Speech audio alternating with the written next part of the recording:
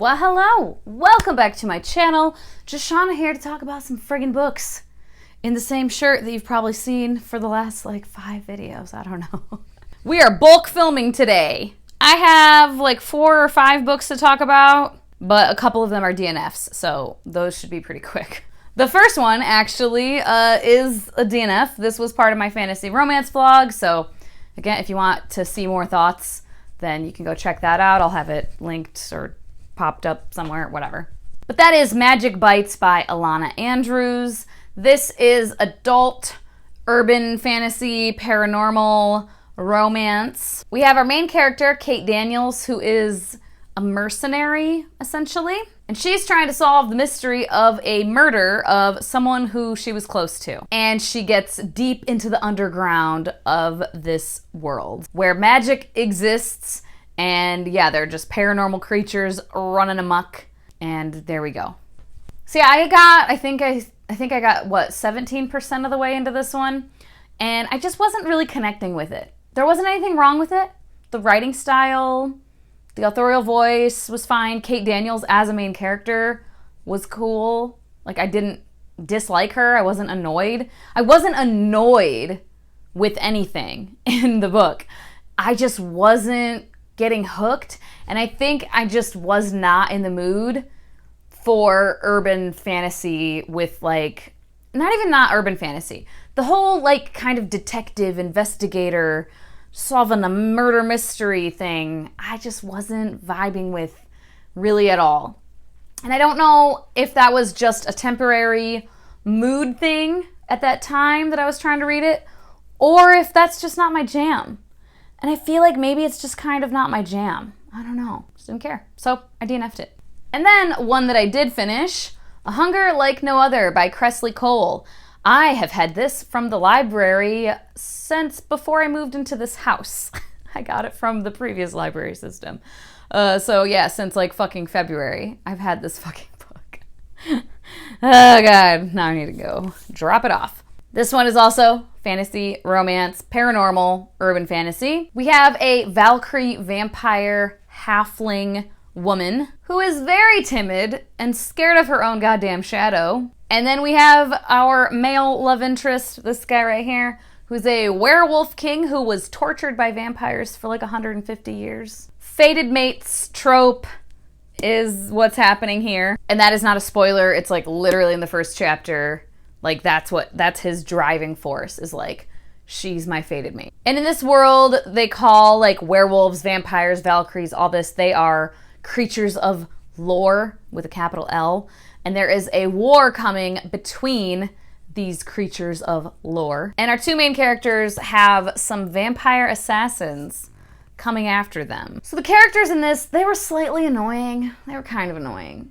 The female main character especially, well, no, he was too.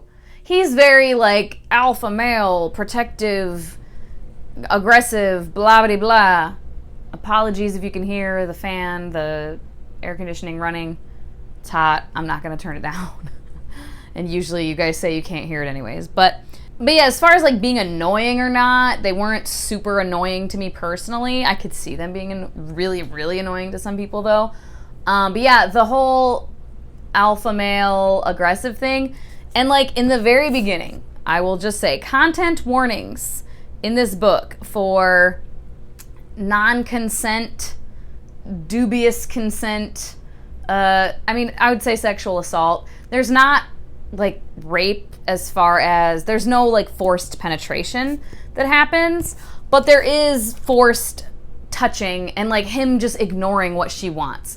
In the very beginning, he's very enraged and just out of his mind. He's been tortured for 150 years and he just smells his mate and oh my God, and he's got does some crazy shit to get to her, and then gets to her and just feels very entitled to her.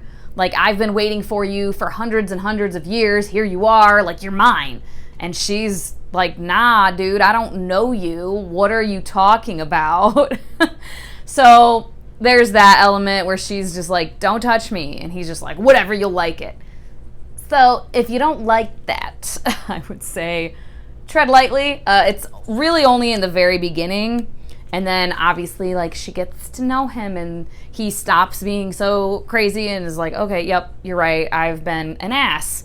I shouldn't have been doing that. I'm gonna back off a little bit. And then she learns to love him, and there we go. The smut in this is good times. For me personally, I really enjoyed it once it was consensual and once it was like a loving thing. Well, not even, it doesn't have to be loving, but consensual at the very least. The world building in this I really enjoyed. The world at large, the different creatures, how they interact with each other, what they're about, the kind of politics between the different creatures of lore, I really enjoyed. I thought it was fun. I do plan on continuing with this series. And in this series, it seems like, based on like looking at the synopses of upcoming books, each book is following a different couple in this world. So that could be fun. So I definitely plan to continue. So yeah, I ended up having a pretty good time with this. Wasn't my favorite thing ever by any means, but I enjoyed it. Despite the initial few chapters where I was like, all right, bro, stop touching her. She said she didn't want you to. What the fuck? But again, he stops. He realizes he's being a dick and that he needs to, like, not treat her like this. So that's nice, I guess. It's fiction. I'm not particularly bothered by that on a personal level. But, like, yeah, I mean, it's not great. I ended up giving this one a 3.5. Which is my rating range of liked a lot but didn't love. I could see myself liking future installments of this more because we're following different characters. I think that was like a big thing in this one, was I liked the plot and like what was happening, and I did enjoy the sex scenes and whatever, but those two characters, I kind of was like, you're fine, I guess. The next book I completed was this one, The Return to Kilumar. I don't really know how to say it. At any rate, it's Magic of the Realm, Book 1 by Kimberly Marafino. This is indie published, self-published, and I was sent a copy by the author to review. It's young adult, kind of like portal fantasy, urban fantasy. It's set in our world, but there's like the magical realm, right? Magic of the Realm, haha, see? We're following two young people who are basically isolated from regular life, regular teenage life, and they both suddenly are having very real feeling dreams that have some real life after effects. You know, getting in water in the dream and waking up with water on their clothes, stuff like that. We get into, like I said, portal magic, astral projection as magic.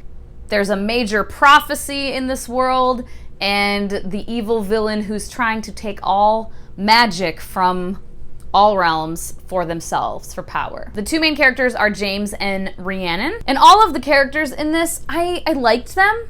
They weren't annoying. I didn't dislike them by any means. At times they felt a little bit similar to each other. I would say like in dialogue more than anything. The dialogue would feel kind of samey, like not being able to tell who was talking had there not been indicators, that kind of thing. For the world building, it's a very cool world and a very interesting world, and the mythology and the lore of the magical realm is really cool. I did feel a little bit like it got to be a bit much at times. I think maybe for me personally, it would have been better suited to have a lot of that stuff, because it was kind of like flashbacks to like these two people in history who had this thing happen, and like there are effects now today, or it's part of this bigger prophecy that our two main characters are involved in. So like we need to explain what happened. But there was a lot of it, a lot of kind of jumping to a history lesson. And I feel like maybe that could have been like a prequel novella, or like just a novella after this, maybe. I don't know. I don't know what it could have been. But for me personally, that I think was the biggest drawback for me from this book. Because it ended up kind of messing with the pacing a little bit. The pacing was generally good, but then we would kind of break to do this like mythology, lore, explanation. And it kind of broke up the plot a bit for me. so it wasn't flowing how I would have liked it to, if that makes sense. So due to the generally quick pacing, this was a pretty quick read for me, and like I said, I didn't hate anything about it. I didn't dislike the characters. I didn't find anything annoying about the characters or the plot itself, like the larger plot of what was going on. You know I love a good prophecy. And there's kind of like a little twist that I enjoyed also, which I won't talk about because I don't want to give spoilers. But kind of a play on a typical trope, and it's not exactly what you think it would be, and I enjoyed that. But because I didn't super connect with anything, and because I felt like the plot was a little bit broken up, I didn't get to connect with it like I would have wanted to, so it ended up being kind of middle of the road for me. So I ended up going with 3 stars, which you guys know, I give a lot of 3 stars. That's my, like, this is perfectly fine. Perfectly good book. Nothing, like, horribly wrong with it, but I wasn't, like, in love with it. My official rating range explanation for this one is generally enjoyable, don't regret reading, I liked it mostly. Next up was another DNF, A King So Cold by Ella Fields. This was another one for the fantasy romance vlog. I DNF'd half of those books. This was another high fantasy adult romance. We have a cruel, basically evil princess and her husband. And her husband betrayed her, so she had him exiled and has his memory wiped entirely with like a fake history in his head of who he is. Her father was also betrayed and murdered, so she's the queen now. And she learns that this ex-husband, I don't know, whatever, her old husband, is planning to get married to some villager chick wherever he's exiled. And she, the queen, freaks out and has him locked in a dungeon to like torture him. And she starts unveiling their actual history to him while he's in this dungeon, and her country's like on the brink of war also. So I got like, I think I ended up getting like 30% or so into this book, I think. Maybe I'm mixing up Magic Bites and this one. I think this one I got 17% of the way in, and Magic Bites I got like 30 or 40%. Yeah, that's what, I got 17% of the way into this one. And yeah, I just hated her, and she's clearly not supposed to be this nice, likable girl. Like, she's supposed to be this evil queen, but like, she's dumb. She's so dumb and just unhinged and unreasonable. I don't mind a cruel character who does really harsh things that they feel they need to do for like some sort of logical reason. Even if you know, like, ooh, you don't need to do that though, that's like real harsh. Like, at least the logic makes sense, and they are doing it based on the logic in their brain. She's doing nothing with logic. Logic is out the window. She is reacting with her emotions like a child throwing a tantrum. Like, how ridiculous is it anyway? You wiped this man's memory. He has no idea his history, his past. You didn't think that at some point he would go fucking have a life and get married? Like, what the fuck did you think was gonna happen? And then you find out he's gonna get married to some villager chick, and you're like, how dare you? To the dungeon you go, and I will torture you, and fuck with you, and fuck you. I'm so mad. How dare you? Ma'am, what the fuck? What are you talking about? You should have killed his ass if you didn't want him to get married ever again or be with anyone ever again. Cause like, what the, you wiped his, he doesn't know who you fucking are. Holy shit. Like, it just made no fucking sense whatsoever. And yeah, I could only deal with so much of her being like that. Like, him saying something and her being like, how dare you say that to me? And he's like, bitch, I don't know you. I mean, he didn't literally say that, but he's just like, I don't know who you are. And then she's like, well, let me tell you. Why are you doing this now? Why didn't you do this before? You clearly wanted him to know. So, like, what the fuck? Like, I just can't. You're a whole grown-ass woman running a fucking queendom, and this is how you behave? I can't. And I'm sure at some point she probably grew in, like, character development. But, yeah, I got 17% of the way through and just said, I fucking can't with this bitch anymore. So I'm done. I'm done.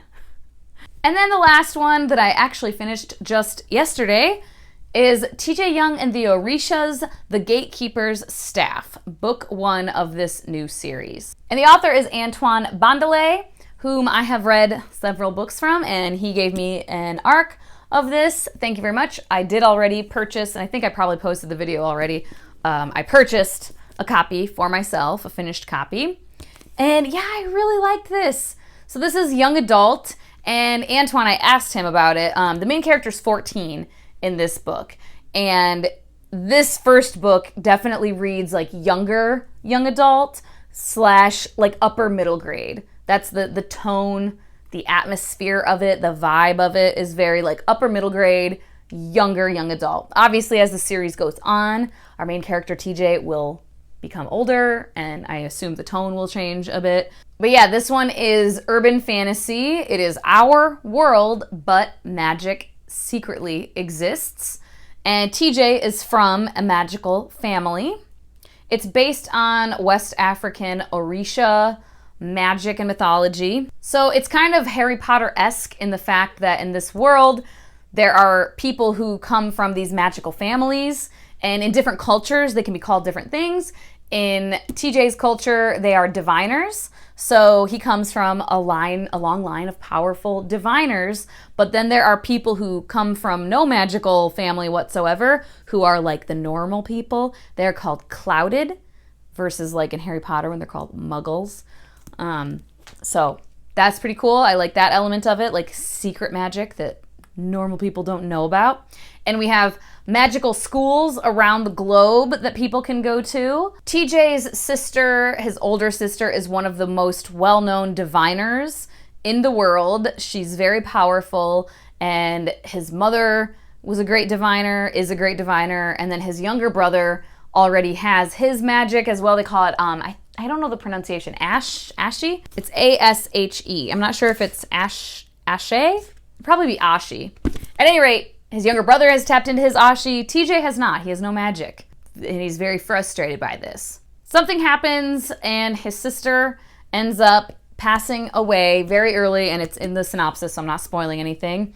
And TJ gets accepted to Camp Alosa, which is a magical camp for diviners, to kind of test and see if he can get a little training, can get enough training to be accepted into this Ife Academy, which is this prestigious diviner academy. But TJ really just wants to look deeper into his sister's death because he suspects that it wasn't an accident and that there's more to this story. The last part of the actual synopsis says, but with a magical staff, unlikely allies, and a loyalty to family that can't be shaken, it just might be possible. So that's the premise. TJ was such a fun main character. I thought he was really well-rounded. He's this sweet, kind-hearted teenage boy, 14-year-old, trying to be cool, trying to make friends, trying to talk to his crush, but also trying to figure out who he is and what he's about. I also thought the side characters were really fun and dynamic. His friends, there's some character development that happens with his friends, one of whom is like an unlikely friend, which was neat to see. The world building I thought was really cool and really fun. Again, like generally it's our world, but with magic and stuff. But like I said, there's different cultures have their different magic. So it was really neat to kind of hear a little bit about that. Obviously, we learn way more, and we learned the most about West African Orisha mythology because that's TJ's ancestry and everything.